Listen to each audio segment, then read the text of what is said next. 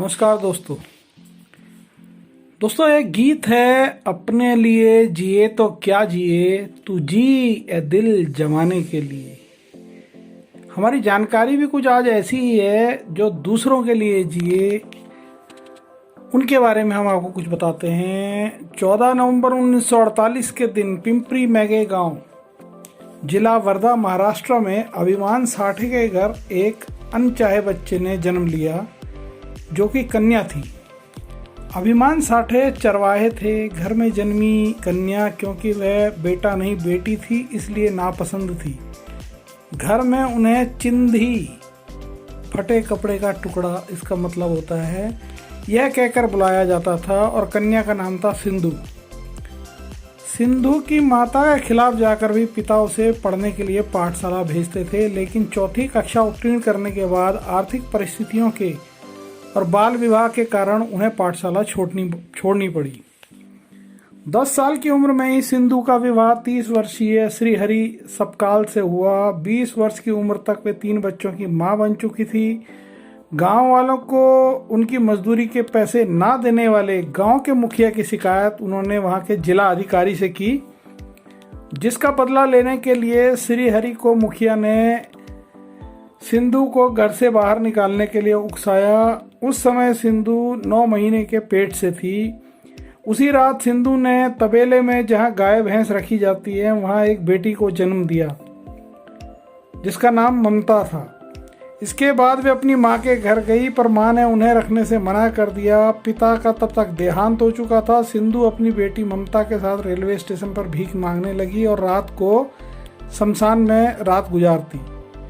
अपने इसी संघर्ष के समय उन्होंने महसूस किया कि देश में कितने ऐसे बच्चे हैं जिन्हें मां की जरूरत है।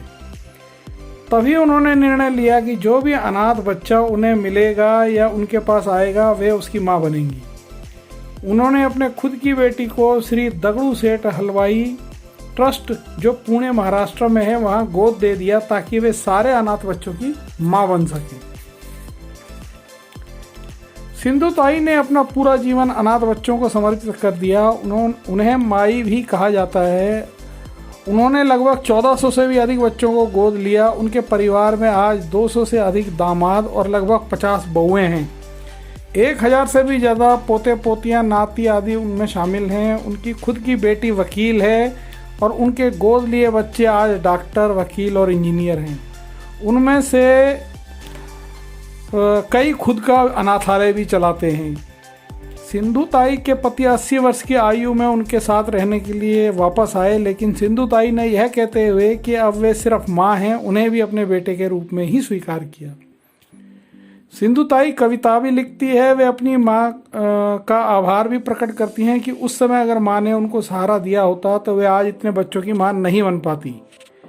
राष्ट्रीय और अंतर्राष्ट्रीय स्तर पर लगभग 275 पुरस्कार पा चुकी सिंधु ताई के आगे समाज सेवा और खुद को समाज सेवक कहने वाले सिर्फ पानी भरते नजर आते हैं।